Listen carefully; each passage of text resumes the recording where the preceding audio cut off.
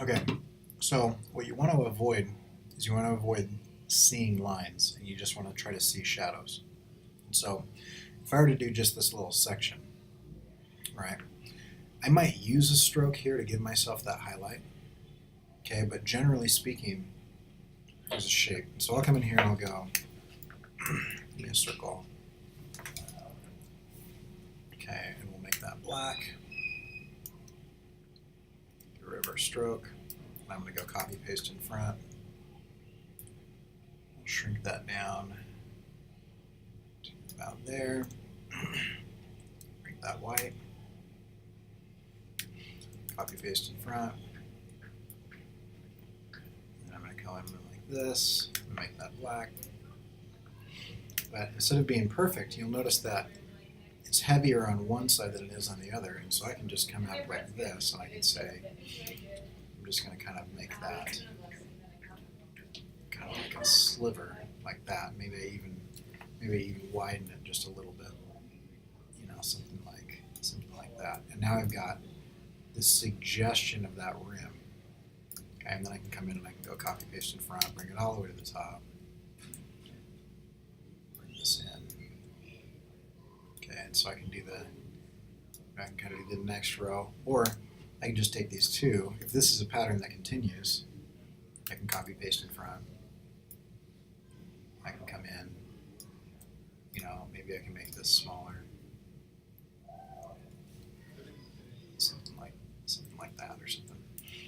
Just depending on what we're looking at.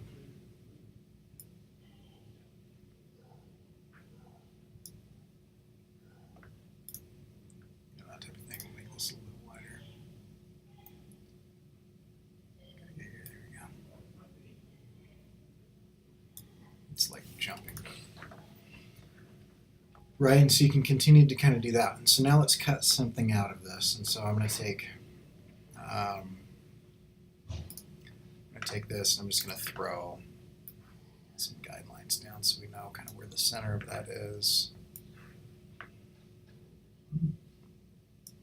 Okay, and so I see 1, 2, 3, 4, 5, 6, 7. So I can we'll just make this line, let's make it horizontal. And then let's turn it like bright blue or something so that we can see what's going on. Get rid of our fill color. Shift W for the line width tool. And what I'm doing right now is I'm just trying to match that bend. And so right about here, it's getting a little bit bigger.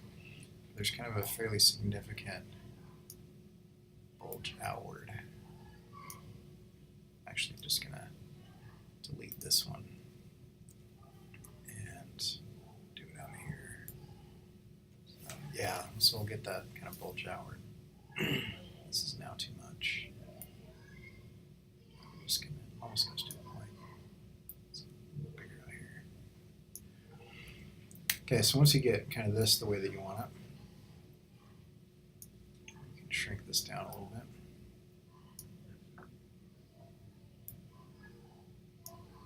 And that actually comes out from the center. And so we'll kind of just go like this.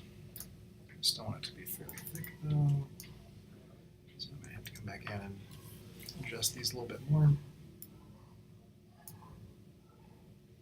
So it kind of seems like I'm spending a lot of time on this one thing, because once I do this, yeah, it's pretty locked in.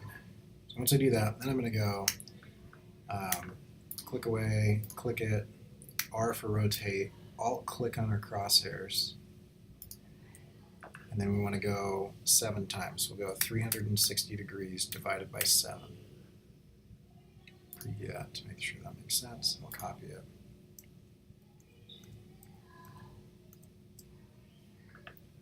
Okay, and then we just have to kind of like cut things out and make it match up and things like that. But within this, let's make these be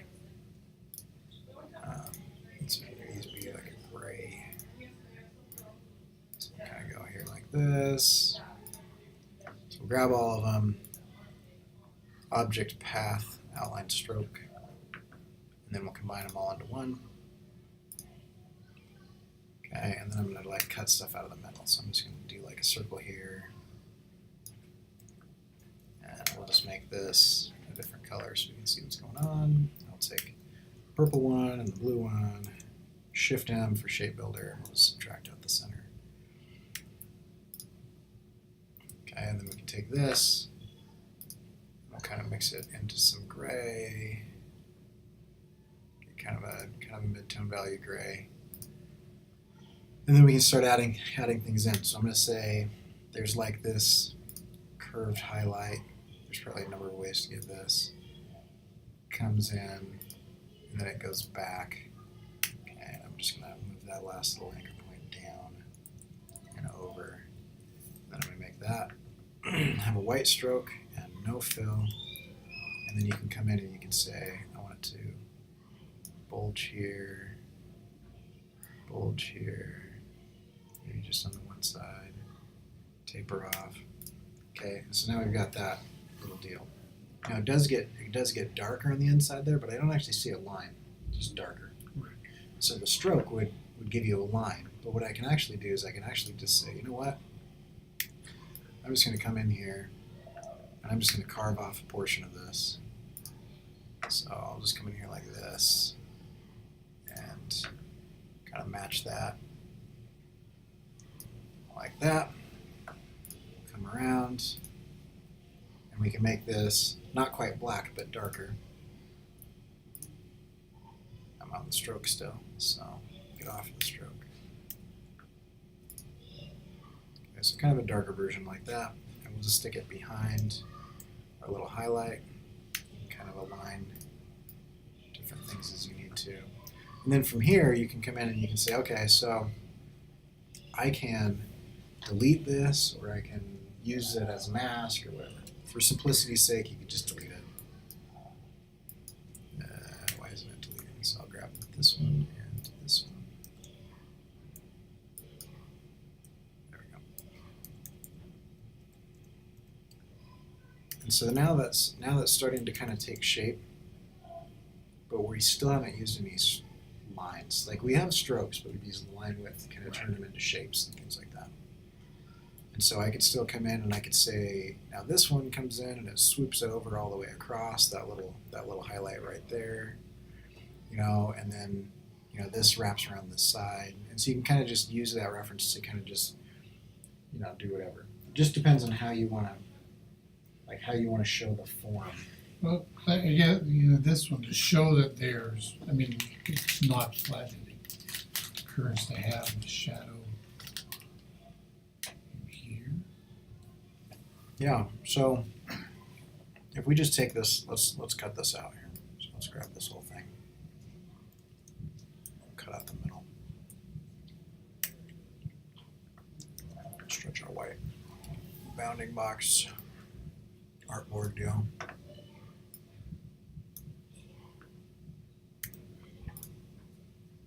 So if I wanted to show that this is kind of casting a shadow, I could just take this whole thing, copy, paste them back, just kind of inch it over slightly with my arrow tools, and just kind of drop it down a little bit. And so you can see that there's that shadow, but it's not a stroke. And you might need to come in and kind of like adjust parts of it, you know, so that, you know, it kind of smooths out, or you know, it curves around this or something. So I can come in And you're using the white. So right now I'm using the subtract anchor point tool. Yeah, but I can come in and I can kind of like curve that into that. But I started with this shape, copy, pasting back, and then arrowed it kind of over. You know, yeah, and so something like that compared to, or combined with where you're going to start defining these shapes, because maybe if our light's coming from the top here, maybe I have another section, you know, where I can come, and I'm going to come in like this. Oh, I know how I do this. This is a better way. We've already drawn this, so just take this, reflect it with your reflect tool vertically or across a horizontal axis, copy it, And then I'm just going to use this to build kind of this other section that I was talking about. So we'll come in here like this. I'm just going to take my pen tool and I'm just going to continue from here. And we'll just kind of curve that out, come over, curve it in here. This is all going to go underneath, so I'm just going to skip that part. And then we'll just kind of come up like that. And then we get rid of our fill. Let's start with this mid-tone gray, and then we'll use HSB to just make it a little bit brighter, like that. And then we just put it underneath those two, and you can cut it off or cover it up. And now what we've done is we've shown that there's one plane that faces this way, one plane that faces towards us, and maybe we even take this and you can kind of dial it back a little bit. It's a little bit big, so you can kind of just dial it in, you know, so it's more of a highlight. Let's kind of just go like that. But now it's just kind of showing like that it if we were to draw this like a profile shot, like a cross section, it'd be like this, right? And so you've got one section here where that's catching a shadow. This section is catching the light, and this is catching a little bit of light, a little bit of shadow, just depending on which way the light is facing. If I move the light so that it was facing down, this would get much brighter, this would be a mid-tone, and this would get much darker. So in the pattern where you're talking about your rules, should the light, I mean, should be hitting them all from the same direction? So if you That helps. should have the same. Yeah, that helps kind of unify everything if you have a consistent light source. So I would recommend it. You know, but I mean, if you're just looking at this as reference, like there's things like this where you notice that if I were to draw a line here, that this shadow comes in and curves around, and then this comes in and curves around, right? And that little curve helps us see that this part attaches to this part, which means that this is lower than it is up here, right? So you see that. So our eyes will very much track highlights and shadows to depict like the form. So as you're looking at these references, just try to figure out like where's the form of this, and you can kind of see, you know, which direction is that going to be facing, and then you can kind of. One of your rules might be, I have 5 gray values, and those are the only things I'm going to use, like white, black, and 3 in between, and everything is going to have one of those 5 values, because that could be a rule that you could follow.